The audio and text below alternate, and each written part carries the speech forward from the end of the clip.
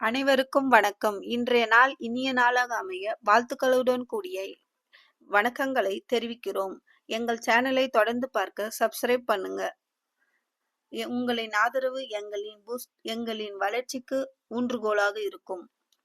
பள்ளி செல்லும் குழந்தைகளின் பேரண்ட்ஸா நீங்க இந்த டிப்ஸை ஃபாலோ பண்ணுங்க.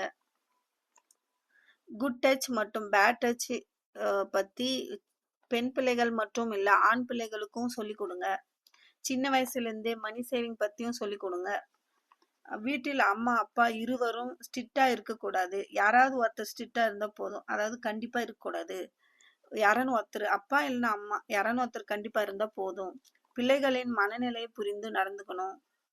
நம்மால பிள்ளைகளாகவே நாமளும் அவங்க கூட மாறிடணும். அப்பதான் நம்ம கிட்ட அவங்க எது ஒன்றும் சொல்லுவாங்க.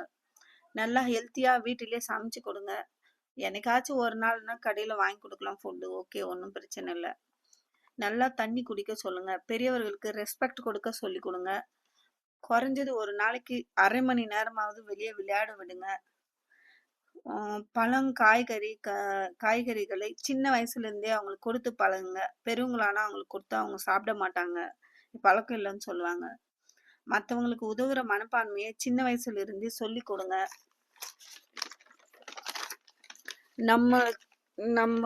நமக்கு தெரியாதவர்களிடம் ஏதாச்சும் கொடுத்தா எந்த பொருளும் வாங்கக்கூடாதுன்னு சொல்லுங்க. அறிமுகம் இல்லாத நபர்களிடம் பேசக்கூடாது. அவங்க கூப்பிட்டாலும் போகக்கூடாதுன்னு சொல்லுங்க. யாராக இருந்தாலும் ஒரு லிமிட்டோட இருக்க சொல்லி கொடுங்க. ஸ்கூல் முடிஞ்சு வந்ததும் இன்னைக்கு என்ன நடந்தது என்று கேட்டு தெரிஞ்சுக்கோங்க.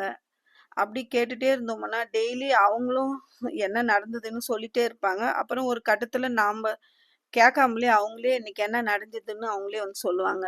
அந்த பழக்கத்தை கொண்டு வாங்க. நம்ம குழந்தைகள் சேஃபா இருப்பாங்க, நாமளும் சந்தோஷமா இருப்போம்.